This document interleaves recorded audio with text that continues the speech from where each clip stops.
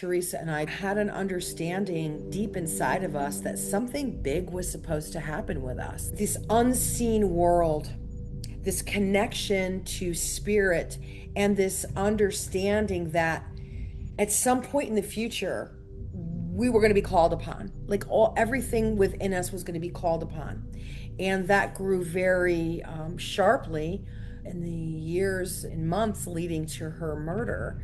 My sister was very hyperphobic about her safety and security.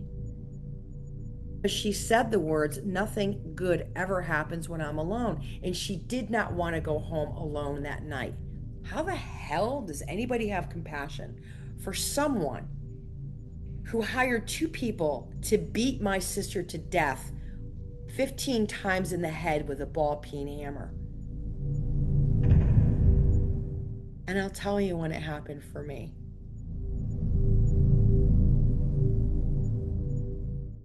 Hey everyone, and welcome back to Shifting Dimensions, where we explore the unseen, the unknown, and the transformative moments that shift our understanding of reality. I'm your host, Jumi Moses, spiritual seeker and metaphysical investigator, exploring the mysteries of existence. On the show today, I have the pleasure of speaking with Annie Lisa. Annie is an author, transformational speaker, and teacher. Annie's new book, What My Sister Told Me After She Was Murdered, here it is, tells the tragic story of the 2015 brutal killing of Annie's sister, Dr. Teresa Sievers. After the murder of her sister, Teresa, Annie immediately began receiving messages from her sister to assure her that Teresa's consciousness had survived death. But even more incredible is that Teresa told Annie who killed her. This is a story that continues to captivate millions around the globe through shows like 48 Hours, Dateline, and more. Yet Annie's book is more than just a compelling story of murder and heartbreak. It's a story of transformation and a mission to awaken humanity to their divine nature. Annie, thank you for joining me today on the Shifting Dimensions podcast. It's truly a pleasure to have you here. Thank you, Jumi. It's an absolute pleasure to be here on your show. Absolutely. Well, I just wanted to start off by saying that I really thoroughly enjoyed your book. I cried a lot. And I think outside of the fact that I'm one of four sisters, so I understand that bond that you had with your sister.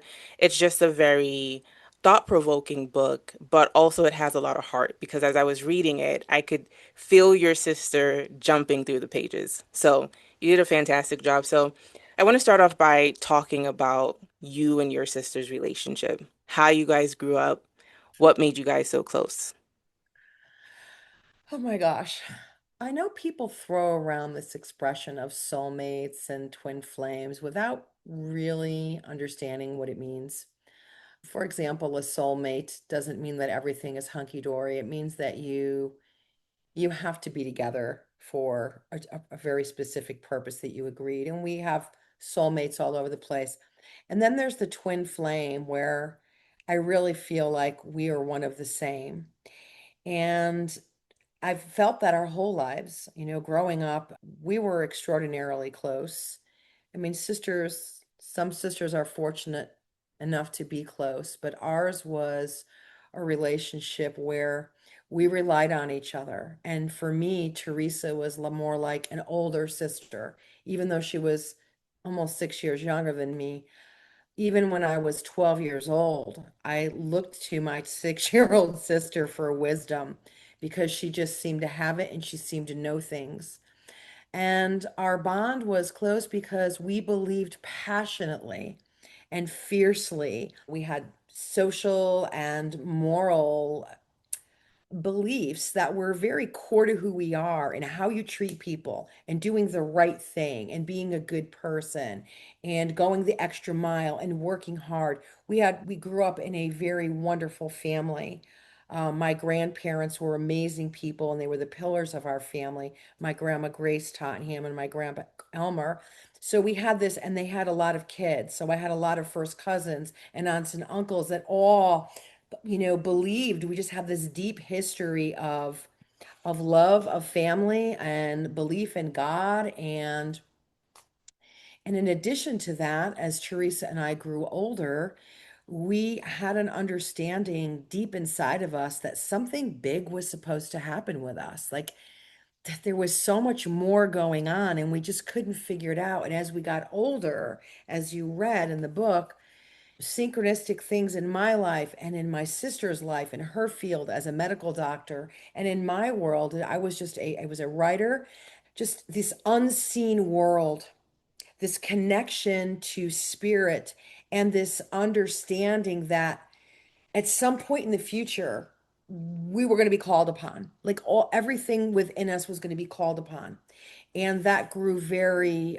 sharply in the years and months leading to her murder, where I was having such profound spiritual experiences with departed loved ones showing up in the most extraordinary ways. Like when you say someone's name and you ask if are they there? And then their name appears on your television set, like right in front of you. It's just, it really does, as I say, it makes the skeptic sort of scratch his head. And my Teresa was my biggest, oh my God, audience. And when she started having her connections with this invisible, energetic world of emotions and disease with her patients, we were both just like, we were on fire. I can't even explain.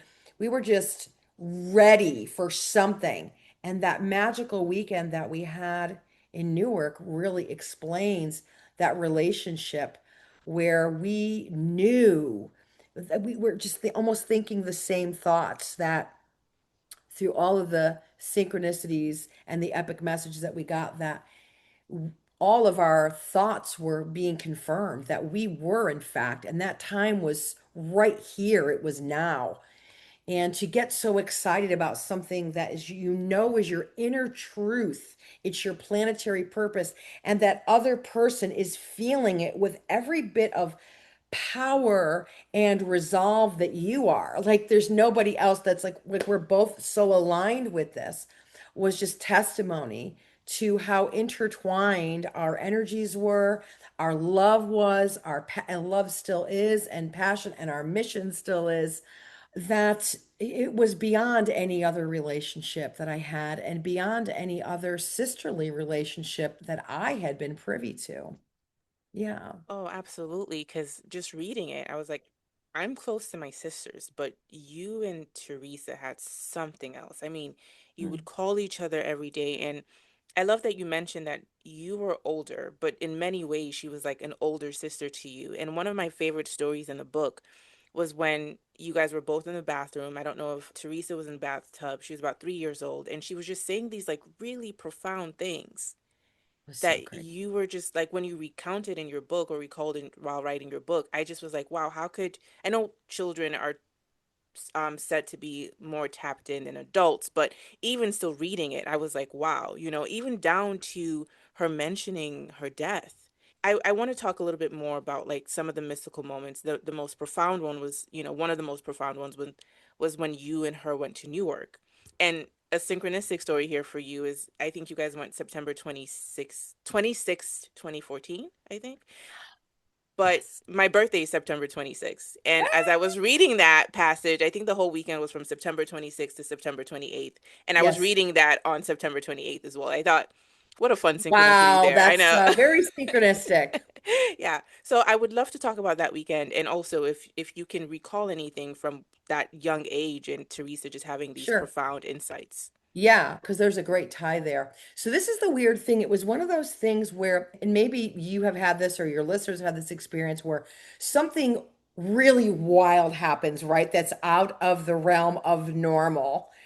And it's so wild that you just sort of check out from it and you forget about it. And years go by.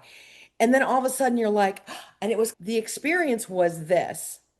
Teresa was, like I said, probably three, maybe two and a half, very young.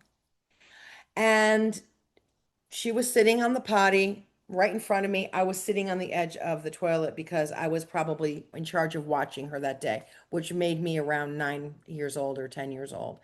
And she was had little ponytails and her cute little voice. And she starts going off on this thing that freaked me out. Like my little head couldn't, like, it couldn't handle what she was saying. So I don't know if she was remembering, if she was channeling. Like you said, these children, they're in a theta wave. So they have access to things that we don't. They haven't been told things are impossible. So their belief system is wide open and ready to go. And she started saying things that I never could remember to this day. The only thing I remembered clearly was her finally saying to me in kind of an annoyed voice, "Don't you understand what I'm saying? I remember being in mommy's womb." And that's the only thing I remembered. And like I said, I blocked this out. I totally forgot about it until that weekend in Newark. I forgot, like I've always forget it. I would remember it 20 years later. And then I don't think I ever even shared it with her because when I told her, she's like, "You never told me this." And then I was like, "Oh my God." I go, "I'm pretty sure you told me like that you know how you're going to die." And she was like, "What?" So this is in the weekend in Newark. Now, this would have been extraordinary to share with my sister on any given day. But on this particular weekend, after a series of epic messages and incredible synchronicities, and we'll just say coincidences is what people call them, that were so compounded and so incredible in such a short amount of time. That's when the recall came where I shared with my sister at the tip of this weekend.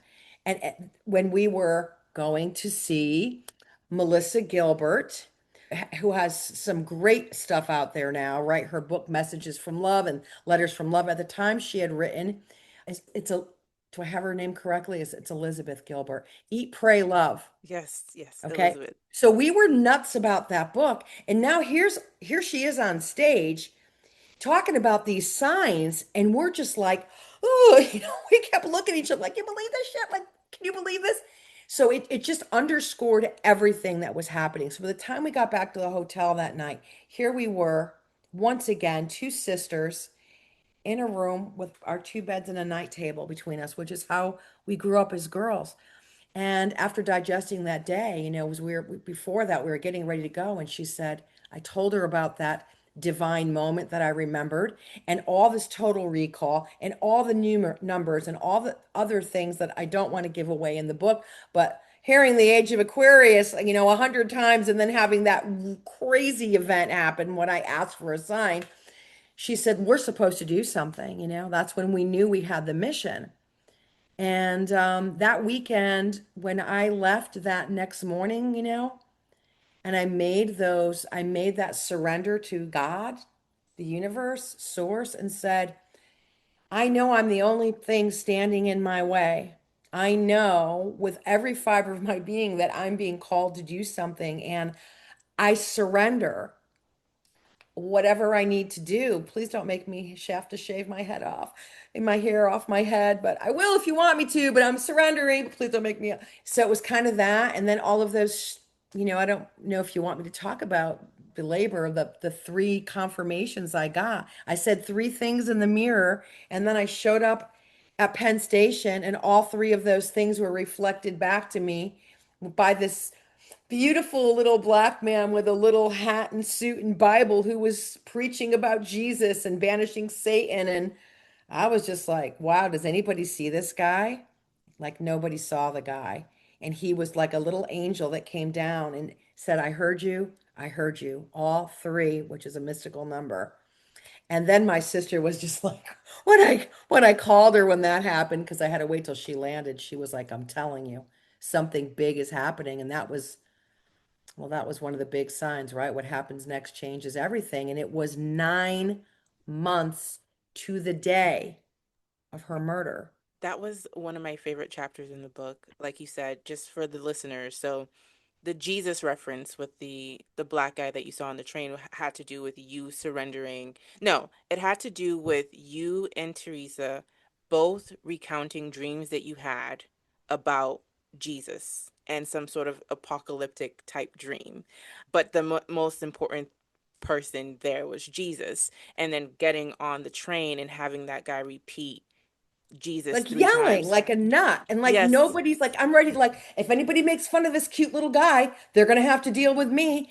And I'm looking around waiting to see a snicker or waiting to see somebody. And it was like nobody saw this guy. I He was kept just there looking. for you. Nobody saw this guy. And he could not be missed, but I saw him Hmm. and I realized, oh, he's here for me. Yes. And then the other sign that you mentioned, I just want to make sure listeners don't miss that that was a sign. There was a huge writing on the wall that says, "What happens next?" I don't want to misquote it. What happens next changes everything. Yes, yes. That's very And it did. important. And it did.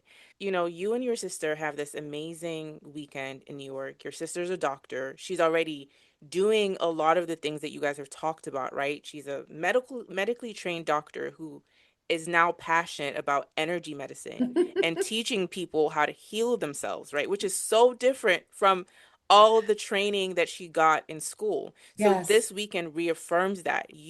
You know, with your own spiritual and psychic gifts, you know, with you, I know in the book you kind of touched on the fact that you were thinking about going into soul coaching, right? So you guys would eventually most likely be working together. But yes. unfortunately, that did not happen.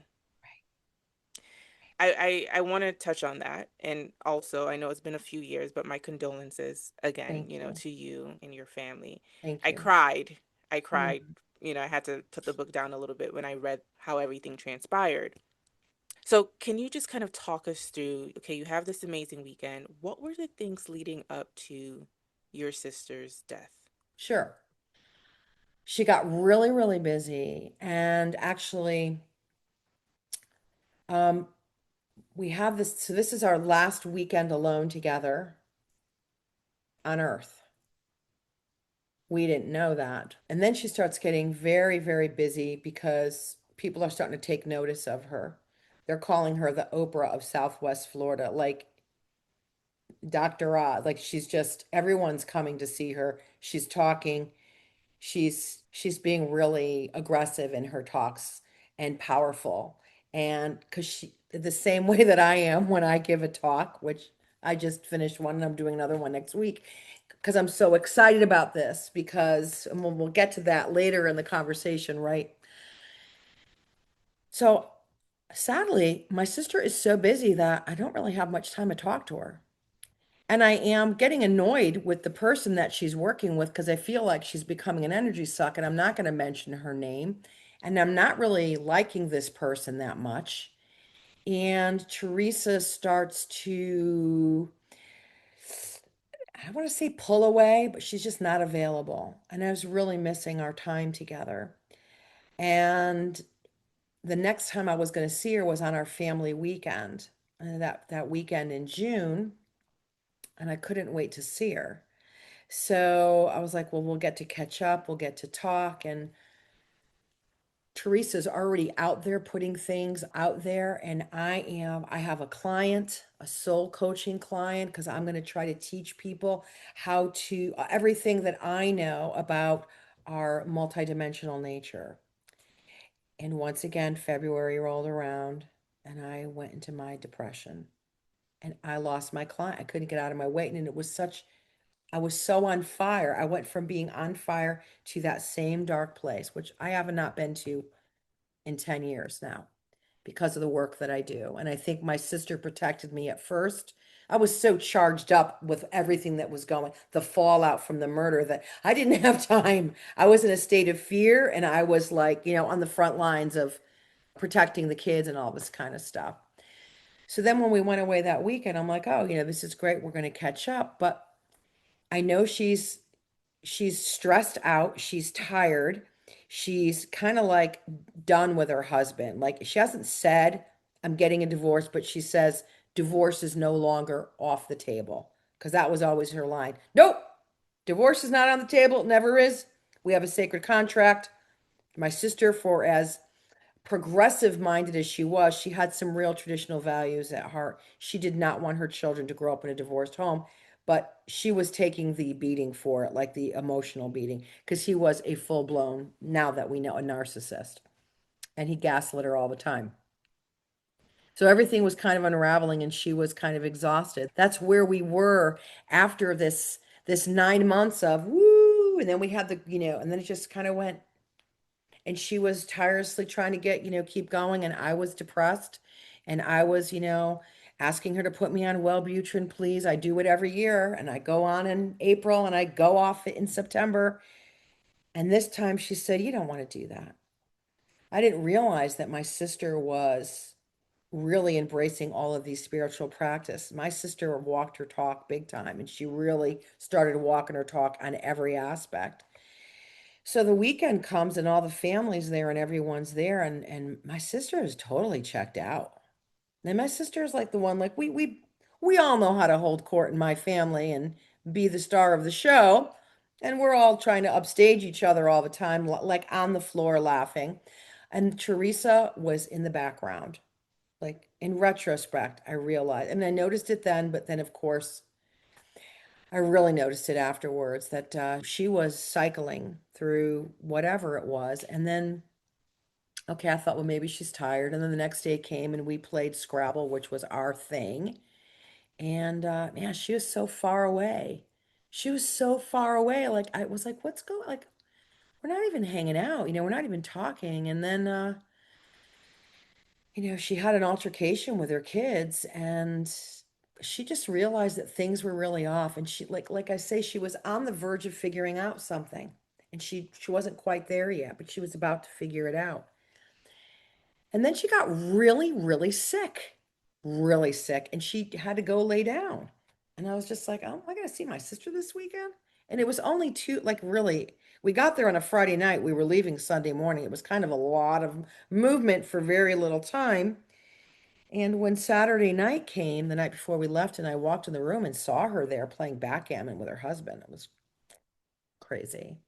So that was what it was like after. It was like there was this big explosion of joy, and then my sister just kind of got sucked into this vortex of dealing with the husband and trying to, get her show on the road, literally, and working so hard that she really didn't have time to talk to anybody. And she was really second guessing, like, I think I'm going to have to leave this marriage.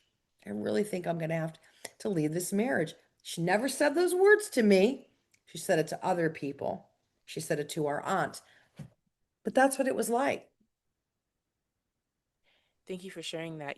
While reading your book, just you talking about Teresa's life and her personality, she always had a fear of being alone.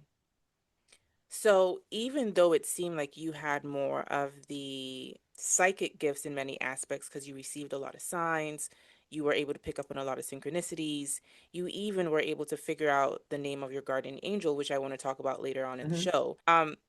Teresa, it seemed like she also had that, not as strongly as you because she was so busy, but it's, when as it pertains to her life, she was always super scared of being alone. And I'm mentioning that because that ties into, what happened, unfortunately, with her Hmm. untimely demise.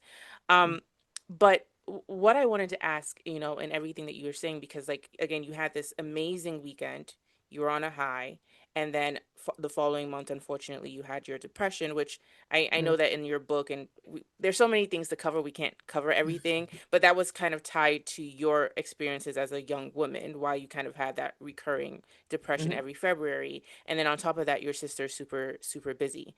So, with that said, and everything I said about Hmm. her always like, no, like being afraid of being alone, the night that unfortunately, or when she was flying back and she called you, can we talk about that when you Yeah. were on the couch? Yeah. Um, and she gave you a call, and what was that last conversation like?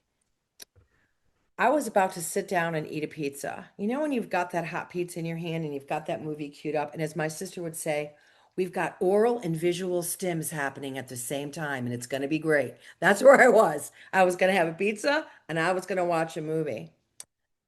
And my sister calls. Well, I see her face. Like, how do you not? Like, it's my sister. So I was like, hey. She's like, Dill, what are you doing? I said, well, I'm actually just about to do this. And so, as much as I would love to talk to your sorry ass right now, I got some business here to take care of. She's like, all right, well, she goes, I got 3 hours before my flight takes off. And what the hell am I gonna do? She goes, well, I guess I'll have a glass of wine. I guess I could eat some gluten and dairy. I know she normally didn't. And I was like, I'm sorry, Dill. I just, you know what? Like this weekend was a lot with everything. And I let her go. And I said, I'll talk to you in the morning, right? Because of course. But so many things, right? I had no idea that was the last time I was going to talk to my sister. She had a 3 hour window, 3 hours. We would have talked for all, I mean, as you read, we would clean out our kitchens and our bathrooms and do housework with our either headphones on back then or on speaker just to hang out. And now I had 3 hours where my sister was going to be a captive audience, and I could have said, "What the hell's going on, man?" I mean, were we not supposed to have that conversation? Was because she would have started sharing. Because my sister was the quiet, secretive Scorpio. You had to get in there, right? When she was ready, she was going to tell you. She would have told me what was going through her head about her husband and about the misgivings and about these things that I heard other people tell me after, like, where the hell's all my money? Why don't I have any money? I'm a doctor. I don't have any money. And she would have shared perhaps these questions that were rolling in her mind. Perhaps she would have probably said to me, I think I'm going to leave Mark. I don't know how I'm going to do it. Like, is there any chance that you'll move to Florida? Which I couldn't at that time. But most importantly, is what I would have said to my sister in that last phone call. Because my sister was very hyperphobic about her safety and security. Always. She would wake up screaming when we were kids from nightmares about being attacked all the time. And that morning, that very day, like it was to the point where if you went to my sister's house in the afternoon, she would close the door behind you and reset the alarm while she was home during the day, having tea with you, because that's how phobic she was about security. Security. She got her pistol permit because she was phobic about her security. She had come home from trips in the past, and I don't know what happened. I think either her alarm wasn't set or something happened and she wouldn't go home. She went to a friend's or she went to a hotel. I found out later that Teresa was trying to get somebody to pick her up and be there with her because she said the words, "Nothing good ever happens when I'm alone." And she did not want to go home alone that night. It freaked her out. And she wasn't going to be getting home until after 11 p.m. Now, the important bit of information that I could have shared with my sister that would have changed everything was if I had taken the time to talk to her and said to her, "Oh my God, I can't believe you're going home and your alarm isn't set." And how did I know that? Because that psychopath, her husband, found a very clever way to let everyone in our family. Now, he was also phobic about security. And he was also phobic about Teresa's safety and security. And he told everybody, my two brothers, me, and my mother, because he wanted to plant that information in the back of our mind, because he knew what his master plan was. He knew there were going to be two men waiting there for my sister to come home.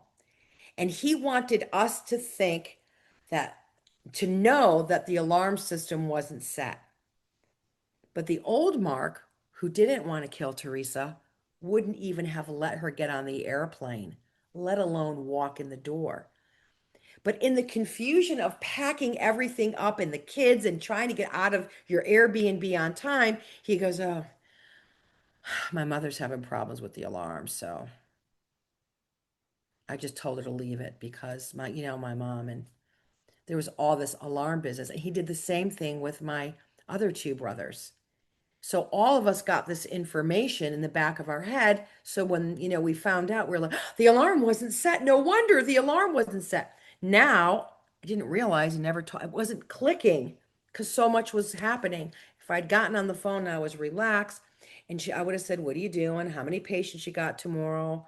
Well, what time is your first one?" And she would have said, "Whatever, I don't even want to go home because it's going to be dark." And I would have went, "Oh my God, that's right. I can't even believe you're going home when your alarm's not set." And she would have said, "What are you talking about?" And I would have said, "Well, Mark said that the alarm's not working, that your mother-in-law was having problems, so we told her not to set it." And my sister would have said, "Oh my God, something's really wrong." Not only would she first say, "Well, there's no way I'm going home," but in moments later, she would have put it all together because her husband would never let her go. So this is one thing that I could beat myself up over every day of my life, and I don't. I can't. And in some ways, I'm not, I know, I hate to say it, this was meant to be because nobody wants to hear that. But I know that my sister completed her contract here Mm. and it was time for her to go. Now, she never had to go out like that. That wasn't the deal. And in her death, she sacrificed herself for her children because of the death, of the murder. The children never will see their father again. Now, don't get me wrong, he did a lot of damage just by being around in their lives and, with them for so many months until he was arrested. But had my sister been alive and just been divorced, he would have been a very evil person in their lives. And I wouldn't even want to know what that would look like if he was still here. So someone told me once, "Well, your sister actually sacrificed herself for her children." And I was like, I didn't get it. And then I was like, oh my God. I mean, not consciously. I mean, maybe it was an agreement she made that if I have to, but we're all in on this agreement. That was quite a bit to reckon with, Jimmy, Yeah. that I had information that would have changed the course of my sister's night. In your book, you say that there's no such thing as coincidences. And I was thinking as I was reading your book, right? You're a very powerful intuitive. There's so many signs that you have received throughout your life, right? And with how close you were to your sister, I thought to myself, outside of him mentioning the alarm thing, because to your point, he was phobic about his safety. He was phobic about your sister's safety. It was a very busy weekend, so many things going on. You probably didn't think that there's no way he wouldn't have mentioned it to your sister. You just weren't thinking down that path because they've been so on top of their security. Right. So putting that to the side, just in general, with how much of a powerful, I think, intuitive you are, just reading your book and the signs that you were picking up and how close you were to your sister, I was kind of thinking to myself, I was like, I wonder if you receiving any sort of message in regards to something untimely happening to your sister in a weird cosmic way was cut off from you, right? Because we talk about these contracts and we talk about making agreements and things having to play out a certain way. That if this was supposed to happen, which is a hard pill to swallow, then I guess the evidence of that is you being so close to your sister, almost telepathically, and you not receiving any sort of like insight or warning. I think the closest thing that your soul may have felt, which you talked about in the book, was you and your sister didn't really, you guys were super close, but didn't hug each other a lot. But the last time you hugged her, you doubled back, which was very uncharacteristic for both of you. So in Yeah, many ways, it's almost like your soul knew to give her that second hug. But absolutely. again, I thought it was very fascinating that you hadn't received any other sort of like messages from the ether in regards to that. And I actually want to read something, a quote from your book in regards to the soul sacred contract, because that was something that your sister kept mentioning about her and Mark's connection. And I was like, I wonder what a sacred contract is. And I'm pulling this quote from the section where you got a reading from Cassidy, who was a psychic. So Cassidy says, your sister is saying she had a sacred contract and she knew what she was getting herself into. They made agreements, and someone had to play the bad guy. We always need someone to show us contrast. We need to experience the dark and the light. Only the bad guy didn't have to go that far. He chose to, and that's on him. So, again, some people are listening to this. All of us at some point, we've lost someone dear to us. I think for a lot of people, it's so hard to understand what a sacred contract is. And I just would love to hear more insight from your perspective. Do you believe, it sounds like you do, but I want you to expand on it. Mm, Um, what is the purpose of sacred contracts? mhm. And, you losing your sister, because in the quote it says, Mark didn't necessarily have to go that far. So, how do you kind of reconcile both this being a sacred contract and him also murdering your sister? Okay. So a sacred contract is, and a lot of that, and I reference Carolyn Mace in the book that I read to her about sacred contracts. And while I'm very far away from that text right now, how I understand it in also in light of many other books that I've read. Um, so we don't come here, maybe some people come here to go on vacation, right? To come to planet Earth. I'm just going to hang out. I'm going to have, a perfect size waist and a perfect body, and I'm going to be beautiful, and I'm going to have plenty of abundance, and I'm just going to kind of hang out and be on vacation. But generally, that's not the case, right? We come here to Earth to remember who we are, and that is that we are conscious beings of light, and we are the embodiment of unconditional love. But we get here and we forget all this crap, right? But we all want to get here. We all want to come here. It's like, yeah, I want to go, I want to go, I want to go. And then we get here and we go, ah. But before we get here, from another aspect, we have things that we want to explore within ourselves, like all of the possibilities that would prevent us, like all of the struggles that would prevent us from remembering who we are and getting to unconditional love. And we have agreements with people, with souls that we reincarnate with our soul family over and over and over again. So maybe in my last life, Teresa feels like I really let her down. Like we're like pissed at each other from a last lifetime. And that's where we can't hug each other, or who knows? We don't know. I haven't done a past life regression on that. I have done some, but not with a real seasoned regressionist. But I don't want to digress on that. So we make these agreements, and it's hard to imagine, like, well, why on earth would your sister ever make an agreement to get murdered in that horrible way? Well, I didn't say she made an agreement to get murdered. She made an agreement to be with that man. Now, on the same token, Mark, as a pure being of light, of unconditional love from God, as we all are, our creator, whatever you want to call this source being that we came from, which is all love and all light. On the other side, he was that pure being.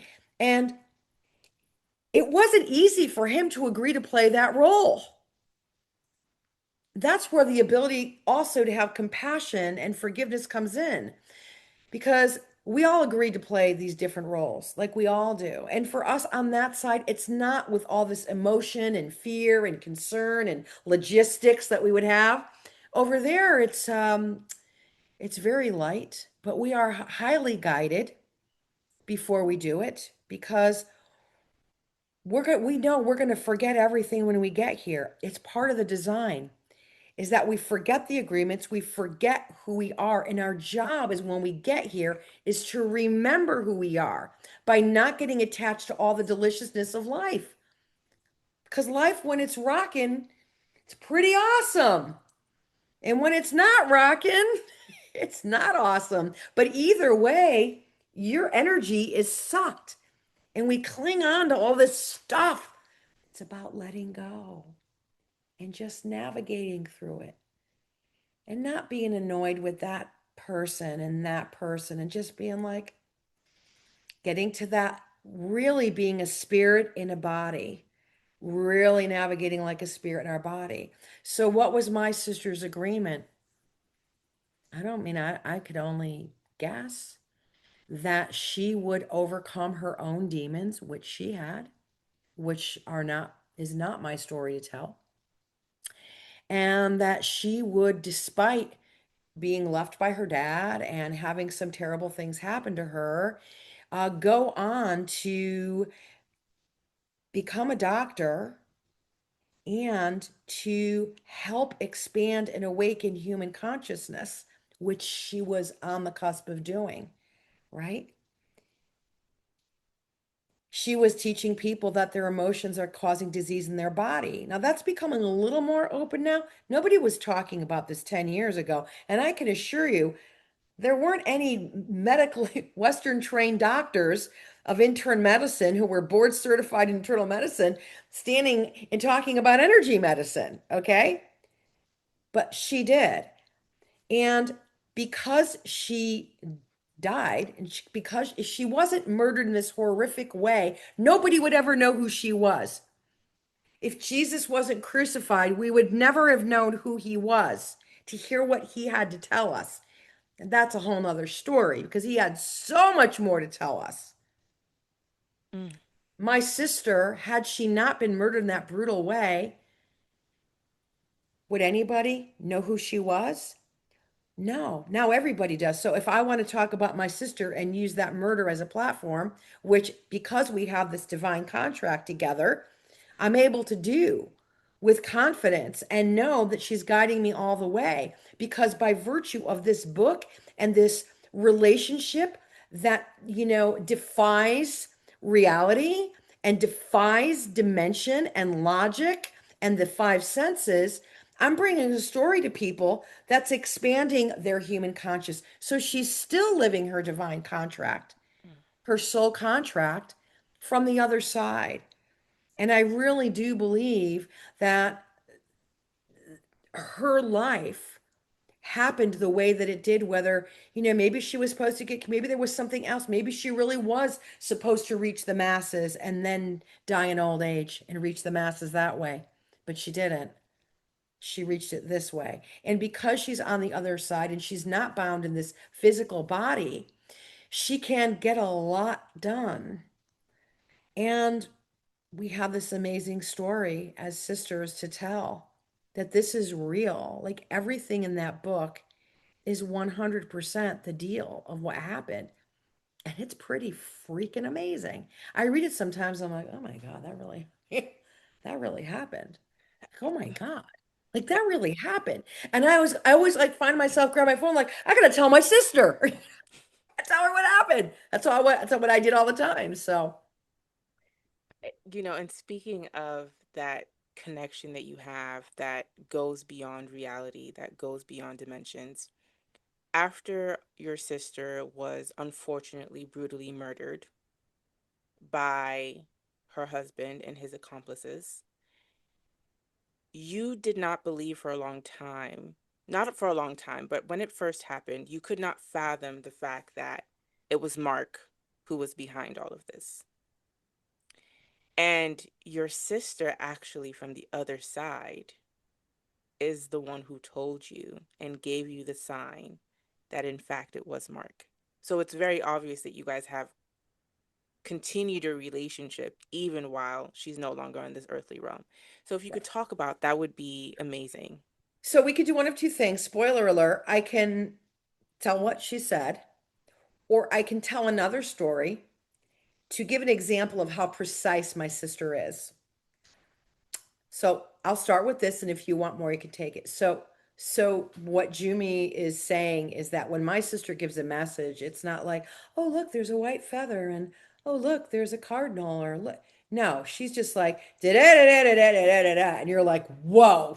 And it's just bam. It's instantaneous and it's crystal clear and it's in your face and there's no mistakes. There's no, it's precision. Okay, this is my sister. It's precision. And that's how when she told me who murdered her and I got the signs, that's exactly how it was. And even when I was so dumbfounded, I couldn't even believe what I just witnessed, I asked her, can you do that again? Can you, for the spiritually impaired right now? Because this, I'm real. And then she did it even bigger.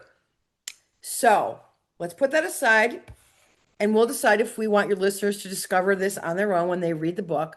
And I'll tell the story from the afterword. to give an example of the kind of precision that happened when she confirmed when I knew who her murderer was, and she was like, oh, yeah.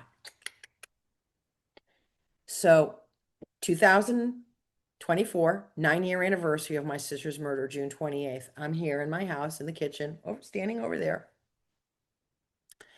And I don't know, it's about 11 o'clock in the morning. And I go, hey, Dill, that's our nickname. I said, you know, I love when you do your little tricks and stuff. You don't have to because you always do extraordinary stuff, but this is kind of a hard day. I could really use a sign from you today. And anniversaries of death and birth are very powerful. We're always connected to those numbers. We chose those numbers. We chose those numbers because they support, this it's like sacred geometry that supports. That's why numerology is a thing because everything has vibration. So I knew that was an exceedingly powerful day to get a message to my sister. Not that she's not always around. So I say this to her, can you give me a sign that you're around? I didn't, could have been anything. I've had so many, right? I like 5, 10 minutes later, my phone rings. And it's this woman, Karen, who was good friends with my sister, and like many of my sister's friends are now my friends. And I go, hey, what's up? She goes, how you doing? I said, well, I'm okay. It is what it is. It's June 28th. She goes, Dill, did you get my text? I said, no, what are you talking about? She's like, open up your text. Now pause. My sister called me Dill, as you hear me saying, Dill. She drove a white Mercedes, and obviously she was in Florida, so she had Florida plates. I open up this text. Now, mind you, this is less than 10 minutes of me asking my sister for a sign. And it's a photograph that she took and sent to me because she had just seen it in a parking lot when she went to go get her coffee. And she took a picture and sent it to me. It was a white Mercedes, the logo, the car. I have a picture of it. And a Florida license plate, of course, that said DILL and the number one. So, how's that, everybody, for a calling card? I dare you. I dare you to say that's a coincidence because if you got some scientists here right now and they could do the equation of what the probability and likelihood of that happened, it would be an impossibility. It would fall into the mathematical realm of impossibility. But the point is, it wasn't like a song came. Even if a song came through, that would have been like, wow, like my life came on right now at that moment. My phone opened up and played this song. Because guess what? That's happened. That's in the book many times. That was wow. This was like, oh no, I've got to level up my game. We're going to get beyond songs. How's that for coordination? Somebody else from another state takes a photo at the right time, right place, didn't send it to me the next day, didn't send it to me at night, sent it to me within moments of me asking my sister for a sign. So I get it instantaneously. It's an irrefutable sign of my sister. It's a calling card. There it is. In that same incredible, precise way, my sister let me know without question who her murderer was. Again, I think it's really important for people to read this book because that's just a tip of the iceberg in terms of the signs that your sister gave you and just the signs you picked up in general. Because even your first husband who passed, he gave you like unmistakable signs that he was there with you and he was talking directly to you. So, in terms of kind of wanting to know how your sister let you know, I think the most important thing I want the listeners to understand because they're listening to us talk about your wonderful sister, but also how she was violently murdered when she was ambushed at her home returning back home from a Hmm. family vacation. I guess the important thing I think your story ties into, so you can decide if you want to talk about the first moment you got the sign that it was Mark, because I know there were many moments that you asked for confirmation, because that first moment kind of gives the listener an insight into what would Mark's motivation be. Mm. Okay, got you. I got you. Where do I start with this? So in Florida, I had that moment of understanding, right? I knew that Mark had a reason to kill my sister, and that was that she was going to take his kids away.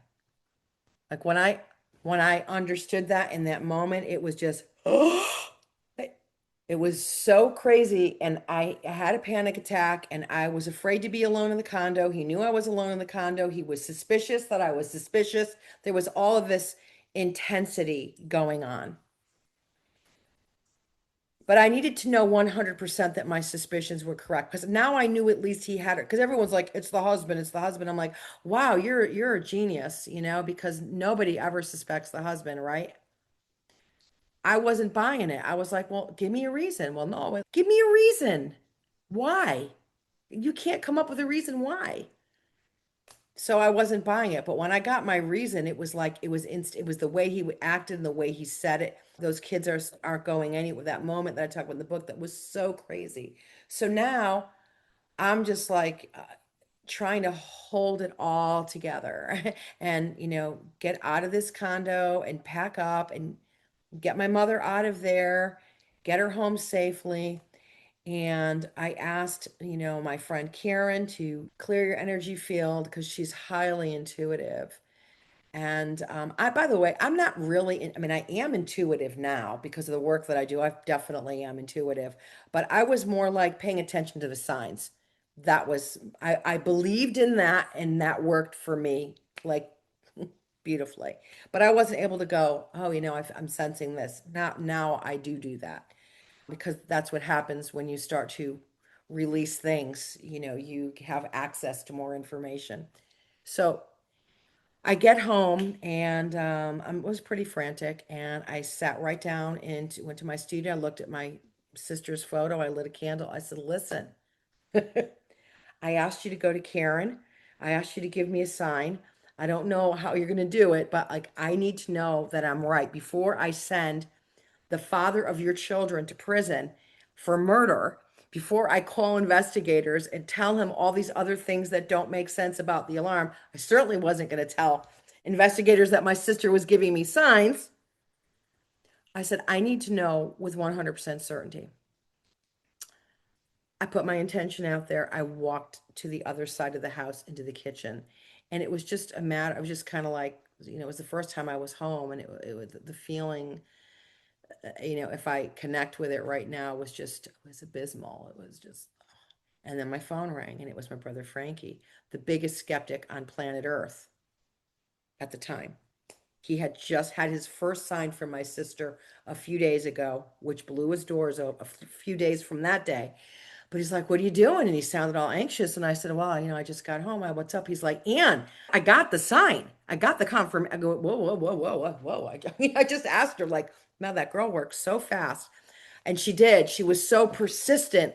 She was so right there from the moment, like, I got to tell you guys, like, and if she was alive, that was the same personality coming through, like, listen to me, I got to tell you something. So he said that, he goes, I know how weird this is going to sound. I'm like, Frankie, you're talking to me. Like, weird is like, I live in weirdness. So he said, well, I wanted one last look at the beach. I stopped at the beach before the airport, and I'm just kind of looking up at the sky, and I'm saying to Teresa, like, Teresa, we need to know, if this is Mark, you need to give us a sign. He goes, and Ann, I swear to God, in the clouds, I looked at Mark. Like the M was perfectly shaped. The K was perfectly, and in the middle, it was like cursive. It could easily have been an A and R. Like it was not as precise as, but it was Mark. And I was like, wow. He goes, well, that's nothing. He goes, that's nothing. Okay. He said, then I drive. I don't know if it was when he returned the rental car or where he was parked. Yes, went back to his car. In the car, I don't think I added this one in the book, but the car right next to him was my sister's car. It was the Honda Odyssey that the police had impounded right next to it. Like Teresa's like, and I'm right here. Then he gets in the car and he's driving. He's like, okay, like I need more confirmation. He puts the radio on and he said, I heard what I thought was your Beatles song, like your song in my life. So I felt like I was supposed to stop on it. But it wasn't the song, but something told me to stay there on that song because it was a Beatles song. So he listened to his sort of divine guidance and he stayed there. And the next song was Dirty Deeds Done Dirt Cheap. by AC/DC. And it's like, if you have a woman and, she's going to drive you nuts, she's been nagging at you night and day, and that can drive you nuts. Well, my sister was nagging at Mark night and day. And she drove him crazy because he drove her crazy. It says, pick up the phone. I'm always home. Like dirty deeds done dirt cheap. Like if you need someone to kill your old lady, give me a call. He's like, she's freaking telling me. She's telling me in the song. Why did I stop? And I was like, okay. He goes, wait. Then I'm like, Teresa, like he's like, my head is spinning. He goes, 2 minutes later, I'm at a stoplight. I gaze around and I look, and there's this huge picture window that was part of a hardware store. And it was called Mitchell's Hardware. And on the window, they had all these stencils, like the things that you could get in a hardware store, a rake, a spade, a lawnmower, a shovel. And then they had, in smack in the middle, a gigantic hammer, floor to ceiling hammer with the letter M on it for Mark. And that was the murder weapon. And I was like, oh my God, she's unbelievable. So he had to go. I was freaking out. I hang up the phone. I'm sitting there by myself. And I'm just like, holy crap, Teresa. I mean, like, why would I ever doubt how you were amazing in life? And then I said, but this is really serious business. And I know you're like, I could just hear her, right? Like I said, like, are you kidding me? I just gave you the murder weapon. I told you what happened. I gave you his initial. I wrote his name in the sky, and you want more? And I said, yeah, I want more. And that's when my best friend burst in the door and she looked at me, the one I said, ask my sister for a match. And she said, I got it. I got it. And I'll leave everybody with that, right Yes. there, because man, what happened there was really crazy. Yes. Really There's a crazy. lot more signs, and I think people need to read the book for those. But thank you for sharing that. Again, reading your book, just putting myself in those moments with you when you found out, and just all of the things leading up to your life changing post losing your sister with her kids, etc. There's something that you talked about that you didn't spend too much time on, but I think it's important to bring up. Probably guess what it is. Forgiveness. Uh, You talked about for your own frequency, your own peace of mind, your own consciousness, you and had to, yours yes, and everybody else's. you had to learn to forgive the three guys who conspired to murder your sister. Can you talk to us about that process, and how were you able to forgive? It certainly is a process because there are times when things happen when I am right back there again. So, the reason, first of all, let me just talk about why forgiveness is mandatory. Um, if I hold on to that anger and that resentment and everything, it's a constant charge that's happening. It's a constant thing. And if I don't let go of that, not only am I creating a negative vibration, which my cells will respond to, and that will ultimately give me cancer or diabetes or heart problem, but anger is generally cancer related, of not letting go, of not forgiving. So I had to do it for my own health. And I had to do it for not just my physical health, but for emotional well-being. And because I do understand that we create our reality. And if we have all of this negative juju inside of us, we're going to create experiences that are based in negative juju and a world that is filled with negative juju. Look around. And so how do you get to forgiveness? You have to start with compassion. How the hell does anybody have compassion for someone who hired two people to beat my sister to death 15 times in the head with a ball peen hammer?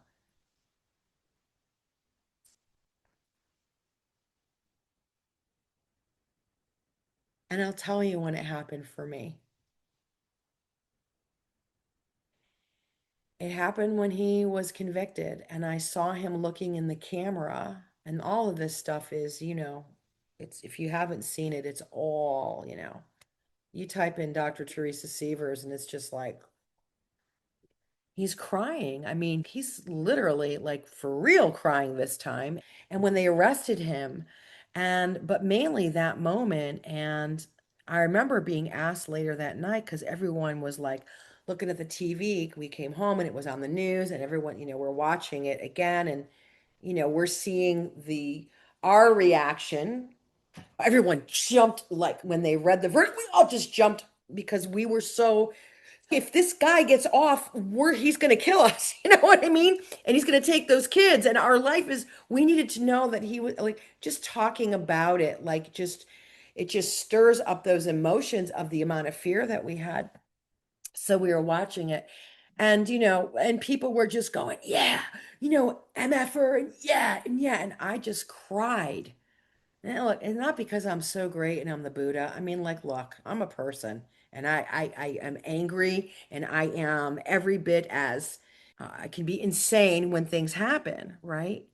But I just cried and I thought, what did you do? Your life is over. You're going to die. You gave up everything. You gave up everything. And all I could think of is, what happened to you? What happened? We are not born this way. Is it nature or is it nurture? It's nurture. And is it from this lifetime or is it from another lifetime I don't know. Because yes, he was supposed to show my sister the dark side. He was the foil. They agreed on it, but he didn't have to go that far. So what happened to you when you were a little boy?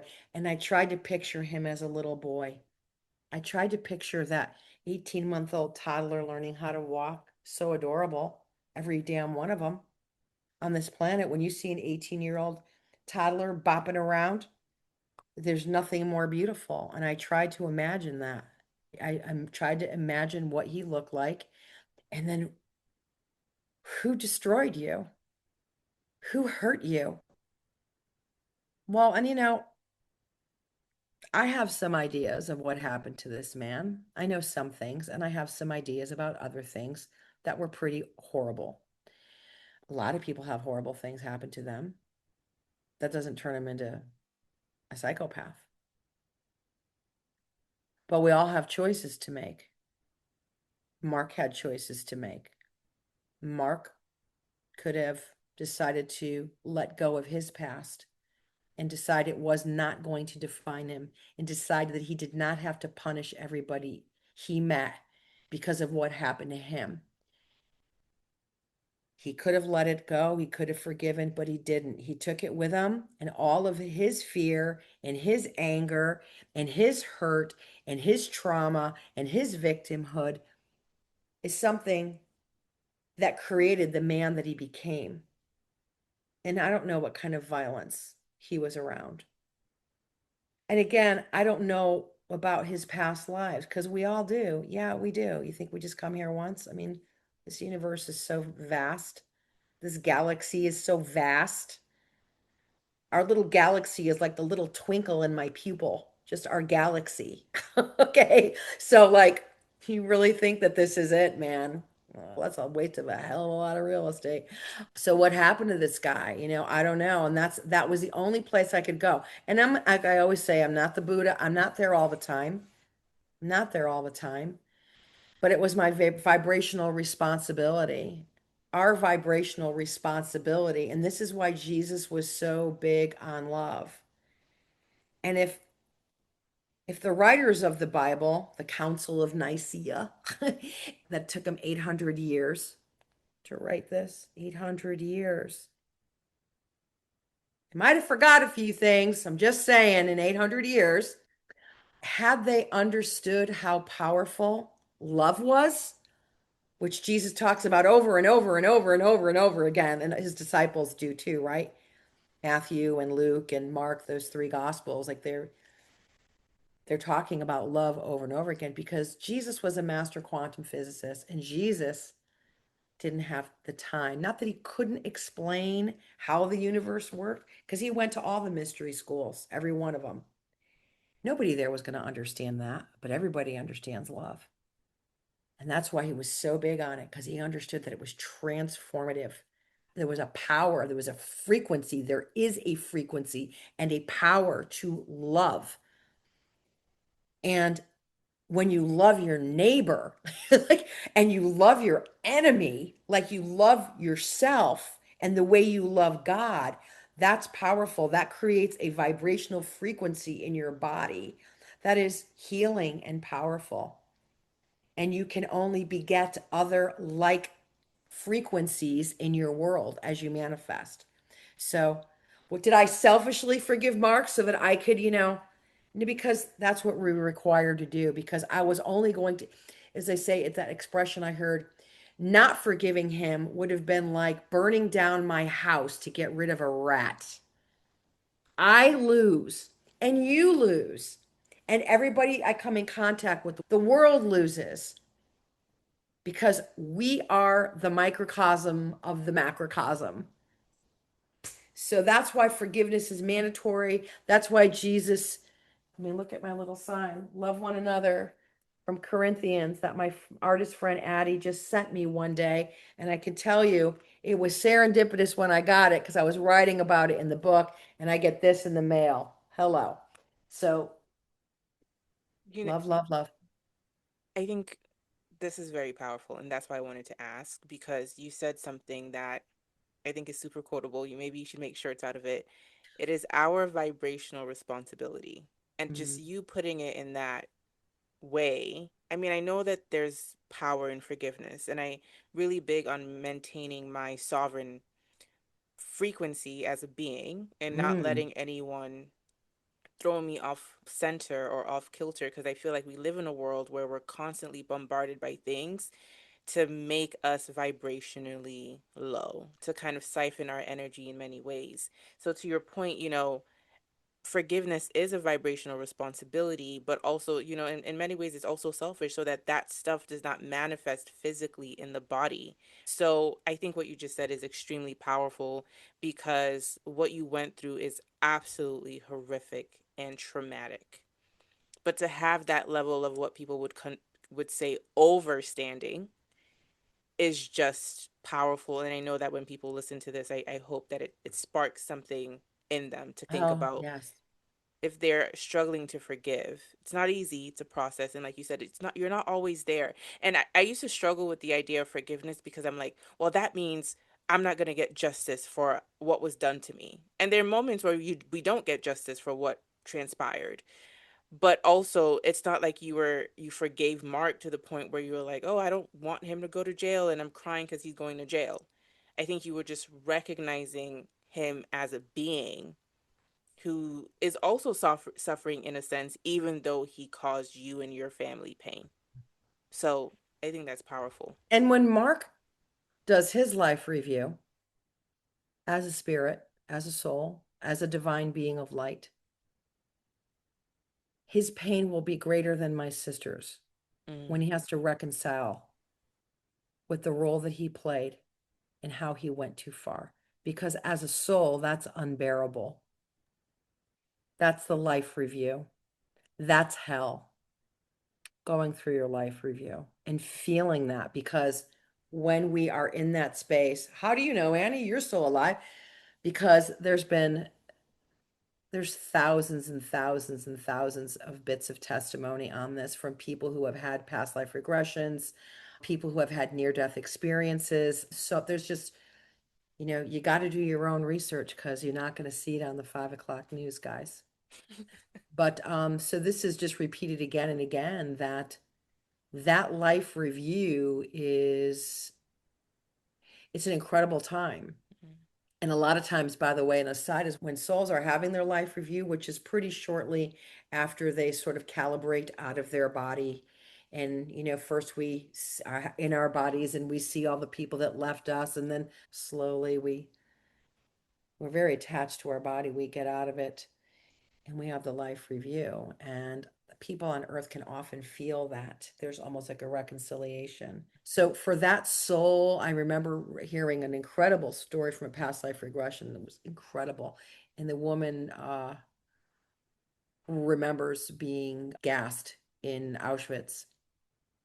They actually found the name of the person that she was. This was an incredible movie. I think it was called Life After Life. I think it was called. After she went through her, it was called Life Between Lives. After she went through her life review, so this happened in a past life regression. So we think we just go. So sometimes, and there's great, amazing, Dolores Cannon is like big pioneer in this area. She's no longer with us. When she did her life review, she was offered the opportunity to be the Nazi soldier that gassed them. And she was weeping. And she said, the pain that that being felt when he, as from a spiritual level, was worse than what she felt. Because to do that to another being, like when you're out of the body, like it's horrible to imagine here, but he did it. But when you're out of the body, you're coming from a place of love. So that's unimaginable to have inflicted that kind of horror on another person. And, going back to what you said about it's our vibrational responsibility, I was also thinking about in the realm of karma, right? You, in a sense, forgiving Mark can also free up any sort of like karma that if you guys were to incarnate again in the same life would have to work out, because that's how they talk about karma sometimes, that when there's like this big energetic imprint that has not been resolved, Right, there's a tendency for it to repeat right. potentially in the next life. Yeah, that's an excellent point. I don't want to dance with you again, baby. We did it. We're done. Let's just break this. Let's just diffuse all this. I don't want to come in back and do any kind of dance that resembles this dance that we just did. Mm, And you know what? The justice that gets served, okay, if not here in an afterlife, and when you have that life review, or if you go back and you've got to have that in another lifetime, the checks and balances are all there. And we only understand the teeniest, tiniest, teeniest, tiniest amount of what happens after this. Okay. But that's for sure. Because if we did try to understand what happened after this all at once, we would go mentally insane because we wouldn't be able to. It would be like, and I have to forgive me because I did a podcast earlier today, and I don't know if I use this analogy that I love. It would be if we were to learn how the nature of reality and all the intricacies of the universe all at once, our heads would explode. It would be like coming from the bottom of the ocean and not decompressing and coming to the right to the top. I mean, our heads wouldn't literally explode, but we would go mentally insane because everything, the construct that we've built our life on would come crumbling down in a nanosecond, and we really wouldn't know what we were, who we were, why we were here. Nothing would make sense, and people would go insane. absolutely. We would be fragmented in our minds. Yes. Okay. Two more things I want to touch on. I kind of want to switch gears now. I Yep. want to talk about your work and your passion about the subconscious because you Sure. work a lot with your clients, Yeah. specifically using the modality PSYCH-K. Never Right. heard of it. So just would Yeah. love to hear more about Yeah. your work with the subconscious and what PSYCH-K is. Okay. And the reason why this is key is because my mission and Teresa's mission, right, was to help support humanity. We knew we had a mission, we didn't know what it was. And what my sister led me to unknow was Bruce Lipton's work with the subconscious, which was where she left off, which I didn't put together until after somebody else put it together for me, right? I read the Irish intuition in the chapter in the book is the subconscious is the gateway to our personal power and our infinite potential. That's the key. It's the subconscious. When you tap into your subconscious, it is reality altering and life changing. So, how do we change the world? How do we support humanity? How am I helping humanity, support humanity this time and expanding consciousness.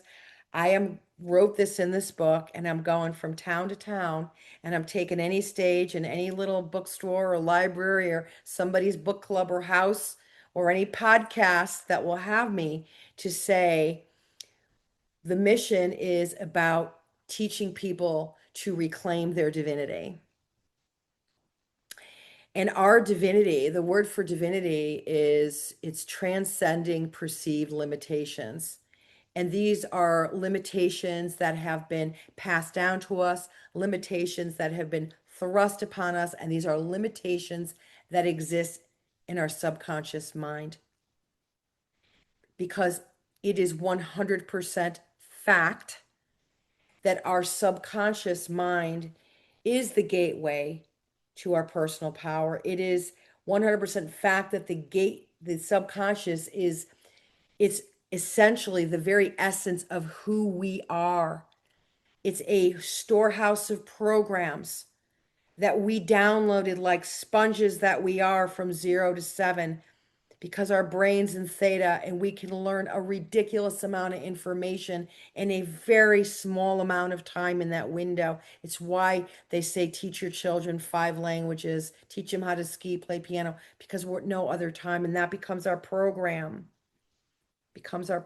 and all of the trauma and the drama at any age also becomes our program that our subconscious uses to create our life. In the same way that we drive home and get in the driveway and go, I don't remember the drive. I don't remember getting off the exit. Am I really home already?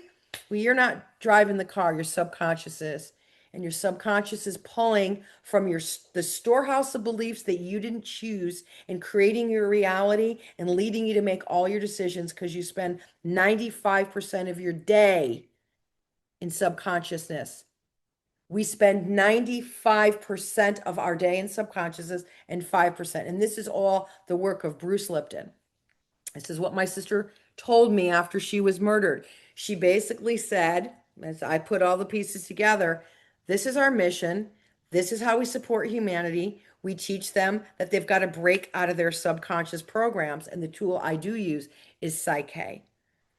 Okay. And there are many different modalities that you can use. I use PSYCH-K because that's what Dr. Bruce Lipton uses. And that was good enough for me. And that's what my sister led me to after she was murdered. Okay. Because the subconscious is why we do the things that we do. And it's why we can't and don't do the things that we really want to do because it's not on the program.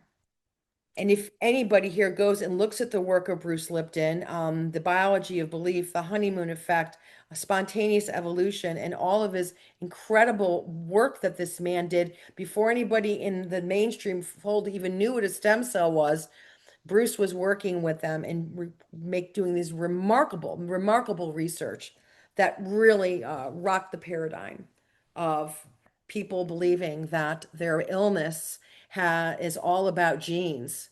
And Bruce says it has very little to do with genes and everything to do with your subconscious beliefs.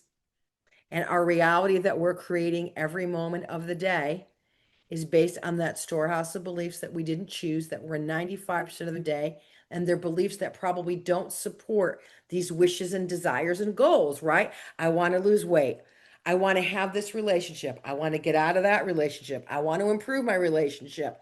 I want to get rid of the fears and the phobias and the anxiety and the depression. And why am I being bullied in school? And why can't I finish my college degree? And why can't I get a good job? And why am I so unhappy? And why don't I have any money? And I'm trying and I'm reading these books and I'm making goals and I'm making lists and I'm getting up early, but I still am back in this place again because you're in the program and your wishes and your desires and your to-do lists and your goals and your New Year's resolutions and the things you talk about with your girlfriends over a glass of wine that I'm going to do this and I'm going to do that and I'm going to do and you're convinced and then you know what, a year later you're in the same place.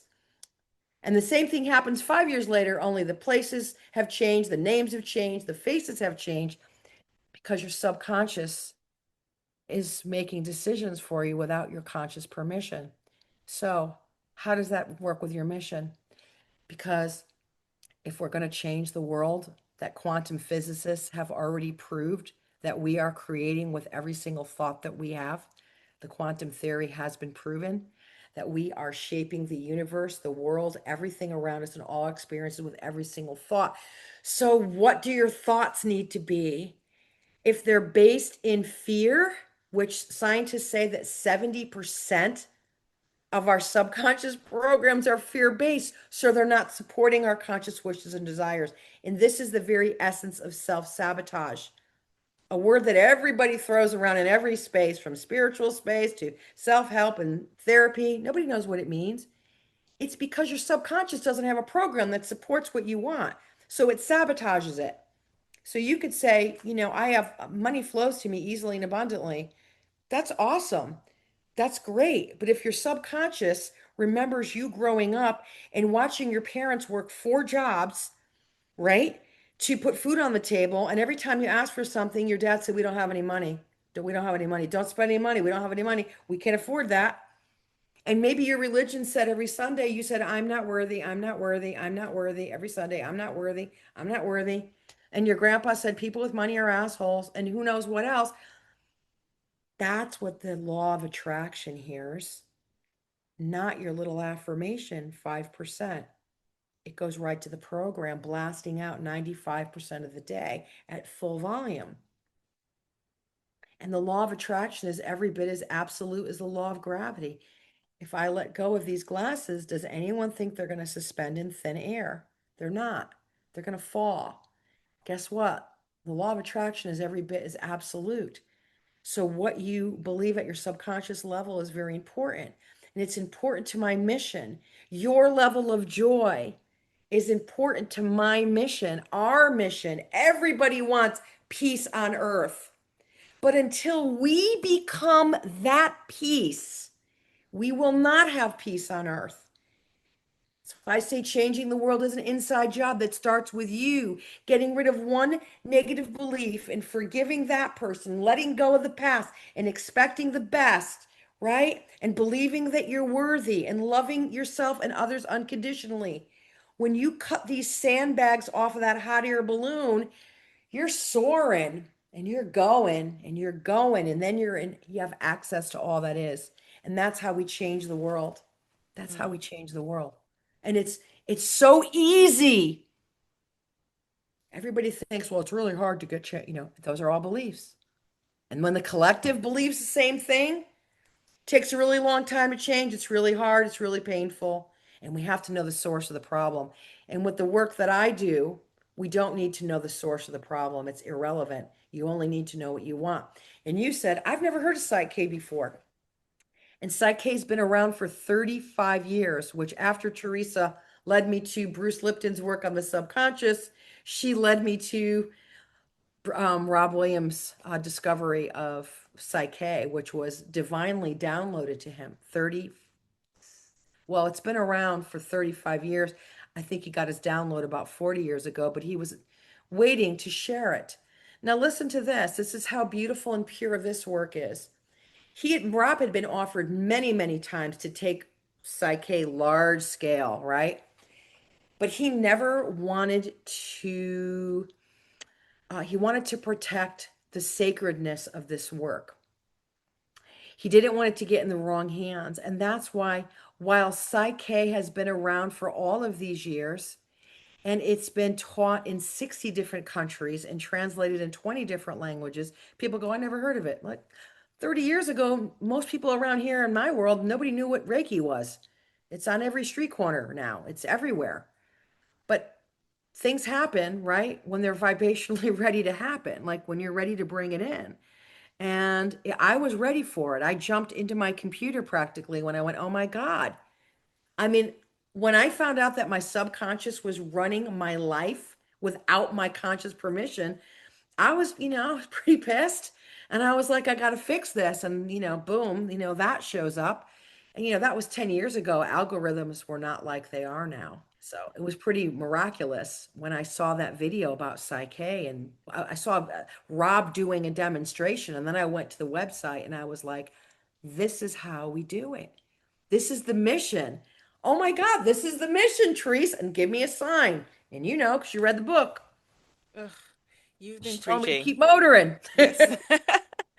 You've been preaching. And, you just said something that sparked something in me, which is going to force me to do a lot more research into Psych-K, is that with this work, as you work with clients on their subconscious and reprogramming it, because a lot of people are living life in a loop.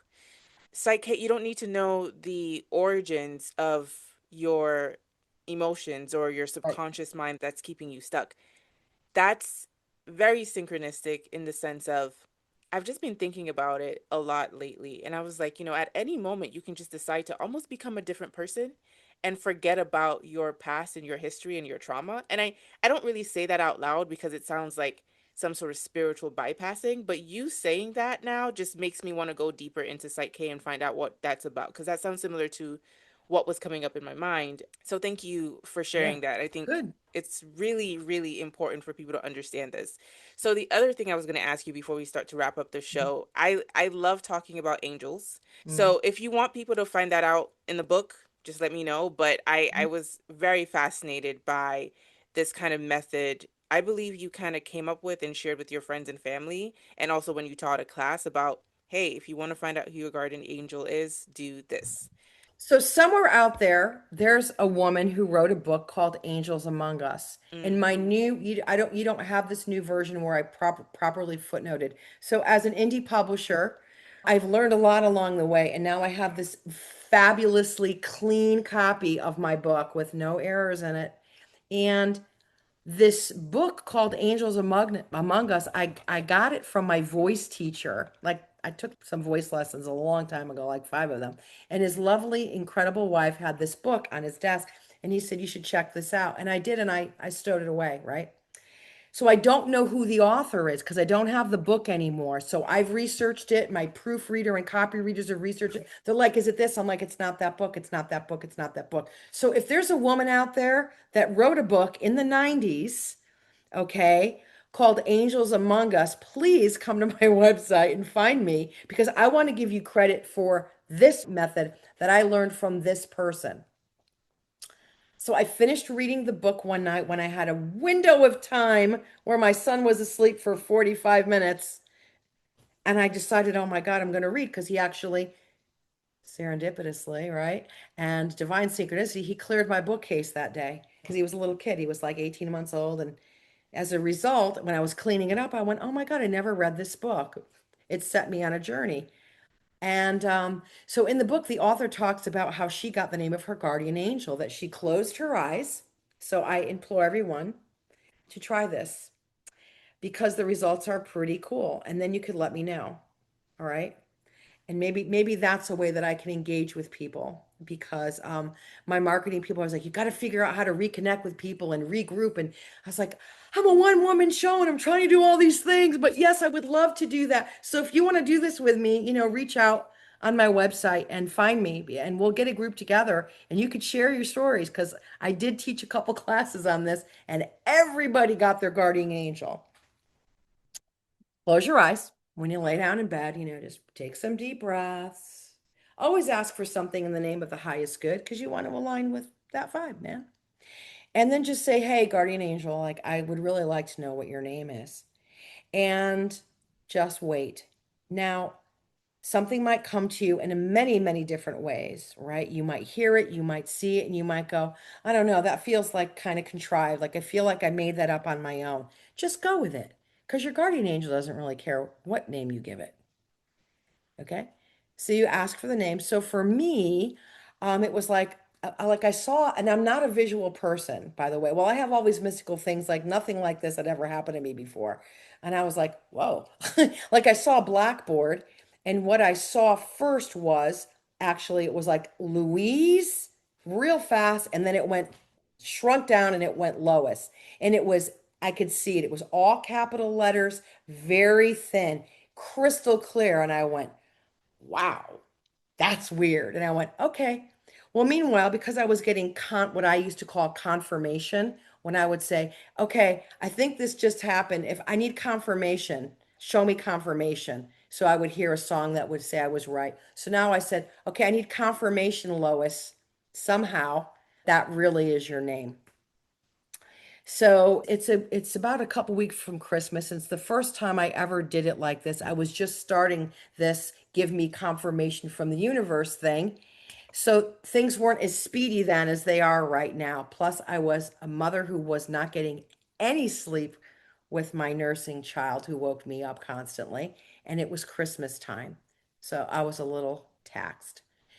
And so I put my intention out there and I really didn't give it much thought. Every now and then I'd be like, oh, I didn't really hear anything from that like Lois angel thing, person, guardian, whatever. And okay. And then I would go like, okay, shopping list. What am I making for Christmas dinner? Because foolishly, I don't know what made me say, let me host Christmas dinner. I was so sleep deprived. I had a toddler, but hey, I was hosting Christmas. My beautiful Sicilian mother comes over to help like she always did, and she still does, even though she's 85.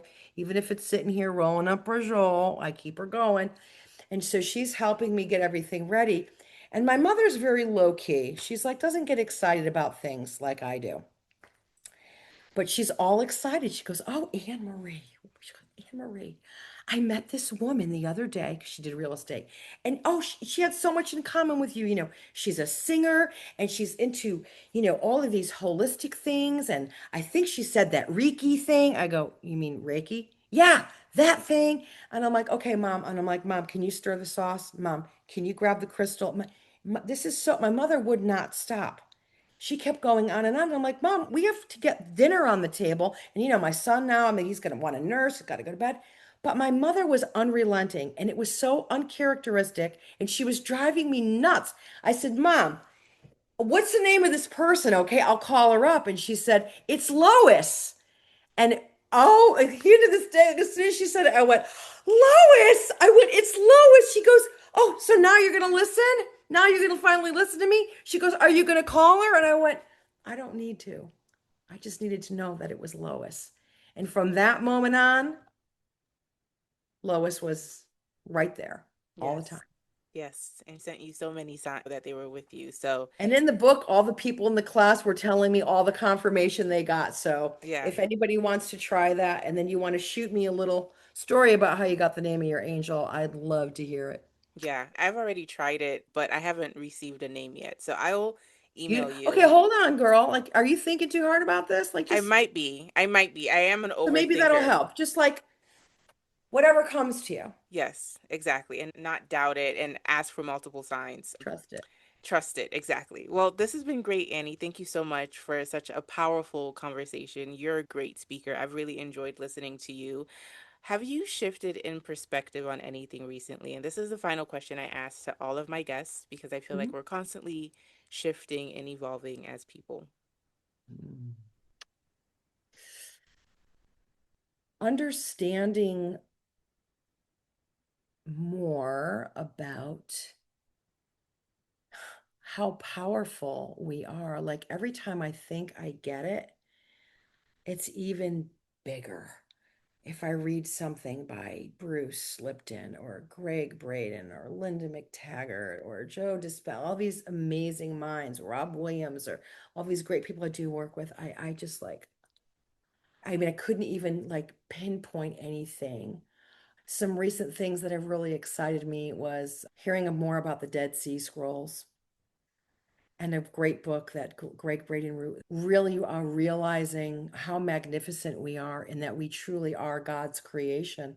And, I always say I don't want to alienate the atheists and I don't want to offend the theists, right? But the journey of the quantum physicist is from atheism to theism, Mm, right? That unseen force that everybody becomes a believer in something, but that we truly are divine. Like I think I understand it at a much deeper level. Has my perspective on anything changed?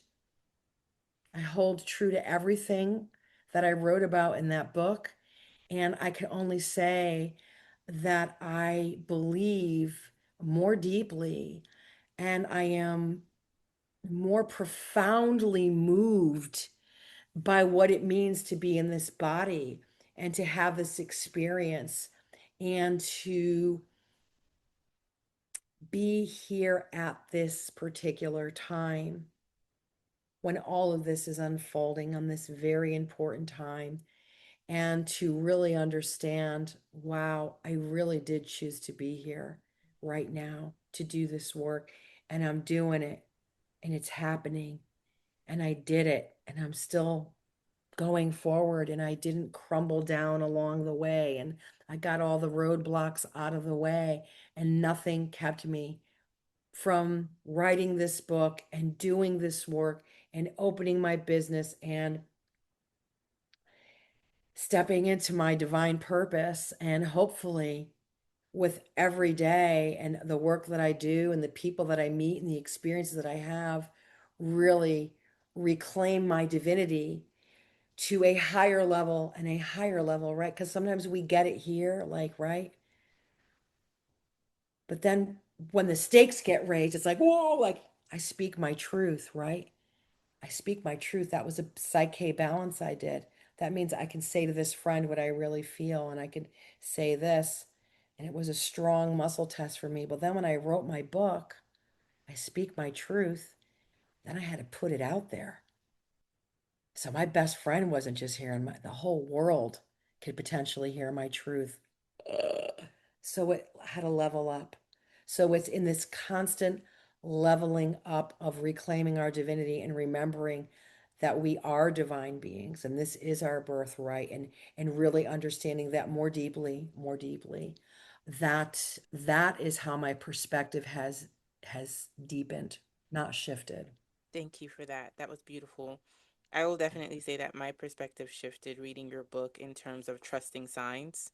And I've always been someone who trusted synchronicities, but sometimes when I get signs, I'm always a little unsure. But your book has shifted that in me. And that's a great balance that you can do, by the way, because a lot of people go, I don't get any signs. I don't get, or I don't, whatever. It's like, well, maybe you have a subconscious program that's you're afraid of signs because my religion told me that's messing with the devil, or because, well, so that's kept everybody from stepping into their divinity, though, hasn't it?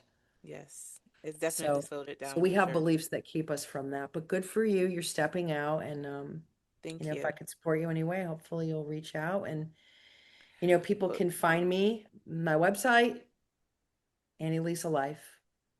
There I am.